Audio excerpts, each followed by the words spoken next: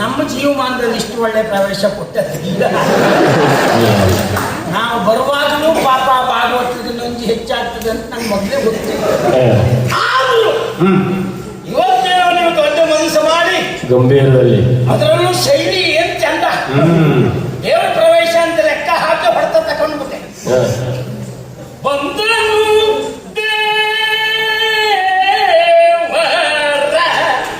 ಏನು ಸಂತೋಷ ಆಯ್ತು ನನಗೆ. ನನ್ನ ಜೀವನದಲ್ಲೂ ಇಂಥ ಒಂದು ಪ್ರವೇಶ, ಅದು ಈ ಕಾಲದಲ್ಲಿ ಗೊತ್ತಲ್ಲ ಅಂತ ಸಂತೋಷ ಪಟ್ಟದ್ದು. ಮಲ್ಲಿಗೆ ಎಲ್ಲೆಡೆ ಸಾಲವ ಕೈಯೋ.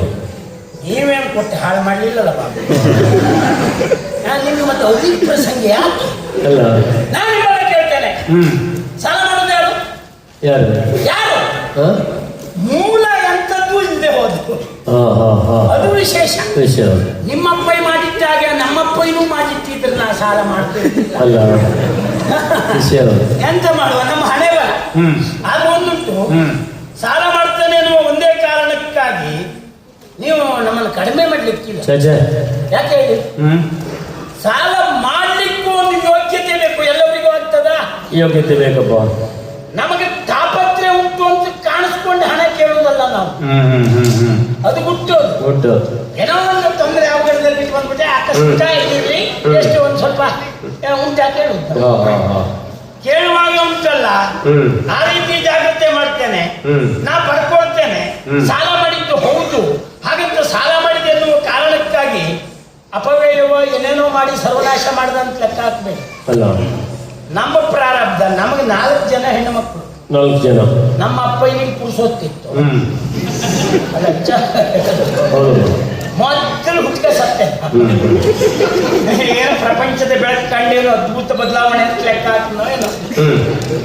ಬೆನ್ನಿ ತಗೊಳ್ಳಿ, ಒಂದು ಹಿಂದೆ ಒಂದು 3 ಹೆಣ್ಣೆ ಹುಟ್ಟು. ನಮ್ಮ ಯೋಗ ಕನ್ಯಾದಾನ ಮಹಾಪುಣ್ಯ. ಈ ಬರೀ ಸಾಲ ಬೆಳೆದು ಹೊಡಿತು ಬಿಟ್ಟರೆ ಮತ್ತೆಂಥದ್ದು ಇಲ್ಲ. ಆ ಲೆಕ್ಕದಲ್ಲಿ ಸಾಲ ಆಗುತ್ತೆ. ಹಾಗಂತ ಒಂದುಂಟು, ದೀರ್ಘಕಾಲ ಬದುಕೋರು ಯಾರು ಗೊತ್ತುಂಟ? ಯಾರು ಹೇಳಿ ನೋಡುವ? ಸಾಲ ಮಾಡಿದವ್ರೆ.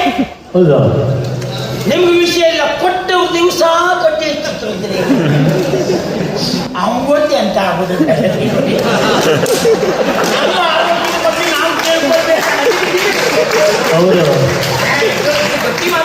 ವಿಚಾರ ಮಾಡಿ, ಸೂಕ್ಷ್ಮ. ಅವ್ರ ಪಾಪ ದಿವಸ ಬೆಳಿಗ್ಗೆ ಎದ್ಕೊಂಡು ದೇವ್ರ ಮುಟ್ಟಿಕೊಂಡು ಅವನದೊಂದು ಎಂಥದ್ದು ಬರಲಿಲ್ಲ, ಅವನಿಗೆ ಒಂದು ಎಂಥದ್ದು ಆಗಿರ್ಬೇಡ.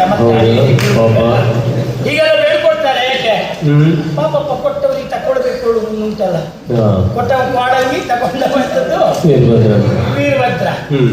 ಹಾಗೆ ಅದೊಂದೇ ನನಗೊಂದುಂಟು, ಮನಸ್ಸಿನಲ್ಲಿ ಯಥಾರ್ಥಕ್ಕೂ ನೋವುಂಟು. ಹಾಗಂತ ಬೇರೆ ಗತಿ ಇಲ್ಲ. ಸಾಲ ಮಾಡಿದ್ದು ಹೌದು, ಆದ್ರೆ ಈಗ ತಾಪತ್ರೆ ಏನಾಗಿದೆ ಅಂತ ನನ್ನ ಗೆಳೆಯ ಇದ್ದ. ನಾವು ಜನ ಸಣ್ಣದಾದ್ರು, ನಾವು ಯಾರು ಒಟ್ಟಿಗಿದ್ದೇವೆ ನೋಡಿ, ಅವ್ರು ಜನ ಸಣ್ಣದಲ್ಲ. ನಮ್ಗೆ ಧೈರ್ಯವೂ ಅದೇ. ಆದ್ರೂ ಒಂದು ಕೆಲಸ ಮಾಡ್ಕೊಂಡಿದ್ದೆ, ಅವನತ್ರ ಸಾಲ ಮಾಡ್ಕೊಂಡಿದ್ದೆ. ಅಲ್ಲೂ ಸಾಲ ತಗೊಂಡೆ. ಮತ್ತೆ ಎಂತ ಮಾಡುದು, ನಮಗೆ ಬೇರೆ ಯಾವುದೇ ಬಲ ಇಲ್ಲ. ಕೆಲವು ಬೇರೆ ಬೇರೆ ಬೇರೆ ಬೇರೆ ಬಲ ನಮಗೆ ಯಾವ ಬಲವೂ ಇಲ್ಲ. ನಮ್ಗೆ ಅದೇ ಒಂದು ಬಲ, ಸಾಲ ಯಾರು ಕೊಟ್ಟರು ತಕೊಳ್ಳುವುದೇ ಬಲ. ಆದ್ರೆ ಅವ ಈಗ ಹೇಳಿ ಕಳಿಸಿದ್ದ ನಮ್ಗೆ ಅದೇ ತಲೆ. ಹೌದಾ? ಹೇಳಿ ಕಳಿಸಿದ್ದ. ಯಾಕೆ ಅಂತ ಹೇಳಿದ್ರೆ, ಆ ಹಣದ ಬಗ್ಗೆ ಪಾಪ ನಮಗೆ ಕರೆ ಕೊಡುವವರೆಲ್ಲ ಅಂತವ್ರೆ. ಮತ್ತೆ ಬೇರೆಯವರು ಯಾರು ಈಗ ನಮ್ಗೆ ಕರೆಯುವುದಿಲ್ಲ. ಕೊಟ್ಟವರೇ ಕರೆಯುವುದು ನಮ್ಮ. ಹಾಗಾಗಿ ಅದಕ್ಕಾಗಿ ಕರೆದು ಎನ್ನುವಂತ ಭೀತಿ. ಆದ್ರೆ ದೇವರ ಮೇಲೆ ಭಾರ ಹಾಕಿ ಧೈರ್ಯ ತಂದುಕೊಂಡು ಹಿಂದೆ ಬದಿಗೆ ಒಂದು ನೀವಿದ್ರಿ, ಅಷ್ಟೊತ್ತಿಗೆ ನಮಗೊಂದು ಎತ್ತಿ ಹಿಡೀರಿ ಅಂತ ಕೇಳುವುದು ಅಷ್ಟೊತ್ತಿಗೆ ಹೌದು, ಏನಾದ್ರು ಏನಾದ್ರು ಅಲ್ಲೇನಾದ್ರೂ ಒಂದು ಒಳ್ಳೆ ಬೇರೆ ಪದ್ಯ ಕೊಟ್ಬಿಡಿ ಏನಾದ್ರು ಹಂಗಿದ್ರೆ. ಹಾಗೆ. ಹೊರತು ಹಾ. ನಮ್ಮ ಪರಿಸ್ಥಿತಿ ವಿರುದ್ಧವಾಗಿ ವ್ಯವಹಾರ ಮಾಡಬೇಡಿ. ಹಾ. ನೋಡೇ ಬಿಡ್ತೇನೆ.